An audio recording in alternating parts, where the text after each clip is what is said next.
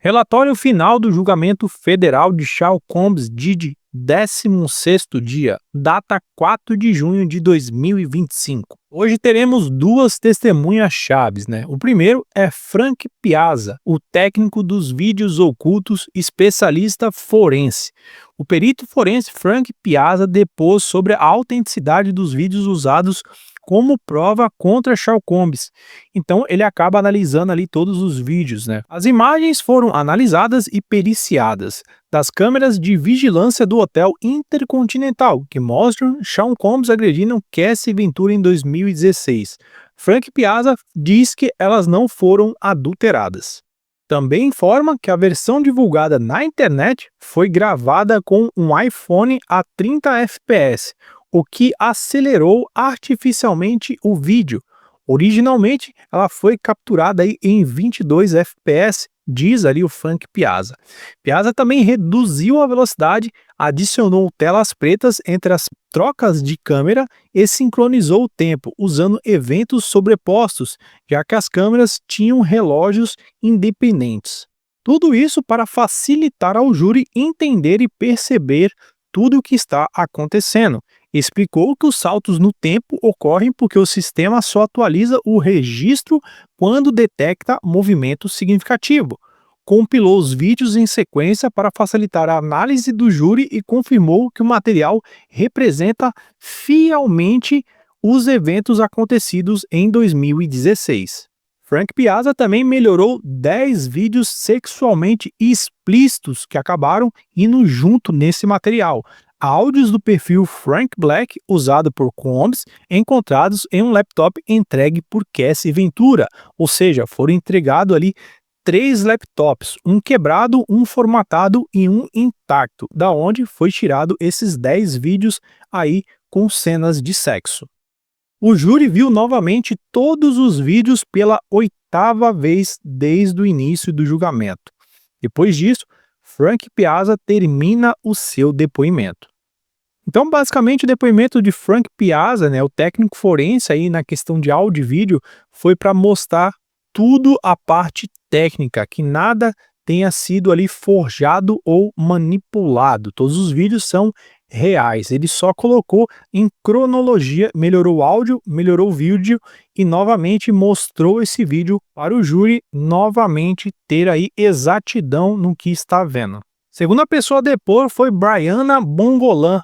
Ela é ali amiga de Cassie Ventura. Ela diz que tem memórias e é assombrada por isso. Sob ordem de imunidade, Brianna fez um relato detalhado sobre violência, ameaça, vigilância que via ao lado de Cassie Ventura. Durante uma sessão de fotos na praia, né, ela relata que Combs se aproximou e disse: "Eu sou o diabo e poderia te matar a qualquer momento." Apesar do medo, Brianna não reagiu por estar sob efeito de cocaína. Isso mesmo que você escutou. Ele estava sob o efeito de cocaína. Então ela acabou ficando ali, né?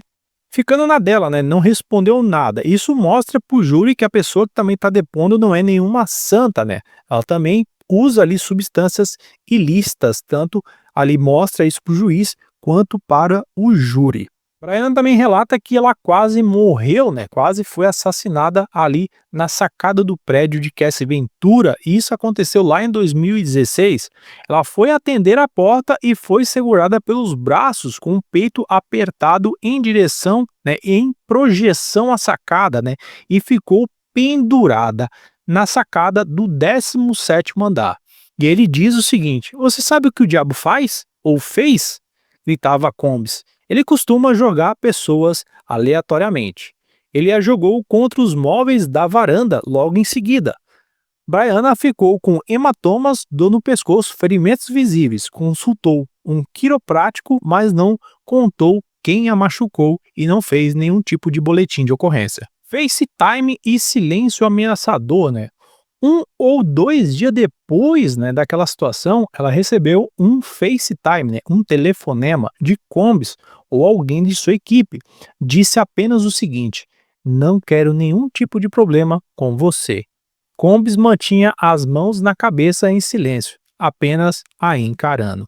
Ou seja, tudo isso era tipo de chantagem né, que ele fazia com as pessoas. E não foi muito menos que acabou fazendo ali também com a amiga de Cassie. Briga no aniversário, né? Na festa de 29 anos de Cassie, ela presenciou uma discussão entre Combs em um clube. Cassie parecia muito abalada. Depois, arrumou as malas e simplesmente desapareceu por horas. Ninguém sabia onde ela estava. Olho roxo e a tentativa de esconder isso da amiga, né? Antes da estreia da música The Perfect Match, Cassie apareceu em uma chamada de vídeo com um olho roxo, escondido pela lente do óculos escuro. Brianna só conseguiu dizer o seguinte: sinto muito. Essa parte do olho roxo pode ter ligação com o que o Dow Richard falou lá atrás, né?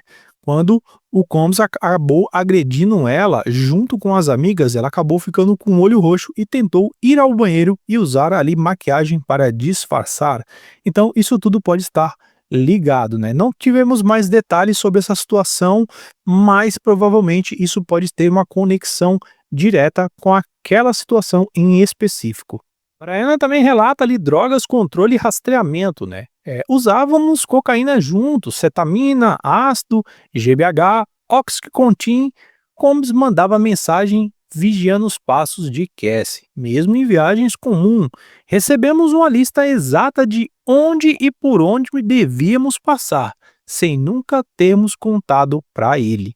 Ou seja, tudo era controlado por ele, né? Não tinha essa de, eu vou ali. Não, ele tinha que saber aonde cada pessoa e cada funcionário estava. Brianna também relata Miami e a tatuagem no fim do ano, né? Após uma festa de ano novo lá em 2018, com Cassie e Combs, onde usaram cetamina por 8 horas, tatuou a data no pescoço para simbolizar seu fim com aquele ciclo. Ou seja, mais uma vez mostrando ali ao júri e ao juiz que ela não é nenhum tipo de santa.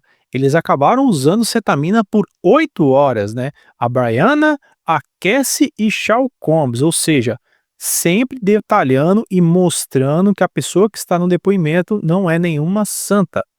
Processo chantagem e Robert Holiday contratou o advogado Tyrone Blackburn em 2024, mas o demitiu após notar erros em alguns documentos. Cassie queria que ele fosse coautora de seu processo, mas Brianna recusou. Pouco depois, recebeu um FaceTime de Rob Holiday, que é o advogado, ex-amigo e produtor, falando do quintal de Combs e oferecendo um acordo. Ela acabou recusando. Depois entrou com um processo próprio de 10 milhões de dólares, ou seja, a Brianna, ela entrou com um processo contra a Shaw Combs, exigindo aí 10 milhões de dólares. A defesa então acusa, né, a Brianna de inconsistência em sua memória, e ela responde: isso é o que ele diz. Eu não inventei nada disso. Ou seja, ela está dizendo que tudo aquilo acabou acontecendo de fato. Só que ela está processando Shaw Combs por interesse próprio, exigindo aí 10 milhões de dólares por reparação. Com isso, acaba abrindo brecha, né? A defesa pode alegar o seguinte: pode desacreditar a testemunha, alegando que ela usa drogas regularmente, o que pode prejudicar a memória e o juízo da pessoa e assim influenciar diretamente no seu depoimento, sugerindo que há interesses financeiros e oportunistas, já que ela tentou primeiro um acordo e depois entrou com uma ação civil. Também explorar ali as suas contradições e omissões. Afirma que Brianna não mencionou certos episódios, como a frase "vou te matar" nos primeiros depoimentos dela.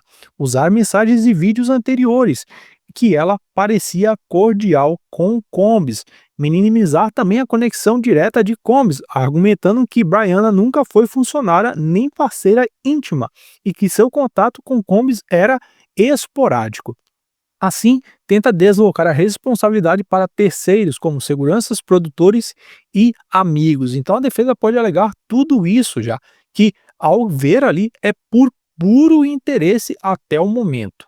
Por outro lado, também a diferença no fato de que Brianna não é romântica ou empregada ali, é testemunha civil. Isso fortalece a ideia de padrão sistemático e comportamento violento da parte de Shaw Combs, não limitando a relações íntimas ou profissionais. Isso pode influenciar a opinião pública por ser um símbolo. Alguém sem laços formais teve medo dele, foi ferida e está processando. Abrir espaço para outras testemunhas civis que acham que não tinham espaço nesse caso. Também expor mais tentativas de acordo, silenciamento e controle por parte de Sean Combs. Por último, aí, mais um pouco fora das testemunhas que falaram hoje, né, a herança do submundo e o fantasma ali de Frank Lucas, né? O tribunal também ouviu sobre o passado de Combs e seu pai, Melvin Combs. Era associado ao notoriante traficante Frank Lucas, que foi assassinado em 1972. Aí ele fala, né, meu pai não trabalhava para Lucas e nem para Nick Barnes, mas era tão grande quanto eles. Em entrevista, a antiga Combs disse: se eu não fosse quem eu sou, eu seria um dos maiores traficantes por aí, né? Então ele relata isso. Frank Lucas confirmou que fazia negócio com o pai de Sean Combs e que via Combs ainda criança em sua casa. Essa conexão, ainda que histórica, fortalece a tese da promotoria sobre um ambiente de poder, intimidação, silêncio herdado por Sean Combs, por ter convivido com pessoas de má índole, pessoas do submundo, chamado ali gangsters. Com isso, a gente termina todos os dois depoimentos, né, e esse relato aí do promotor sobre a herança do submundo de Sean Combs e do pai dele, né. Caso a gente tenha mais informações amanhã, a gente vai trazer aí na íntegra e tudo atualizado até o momento. Caso você tenha perdido algum dia aí do depoimento aí de Sean Combs Didi, você pode procurar aqui na nosso canal, que vai ter aí todos os dias, passo a passo, detalhadamente, depoente por depoente. Eu vou ficando por aqui. Até mais.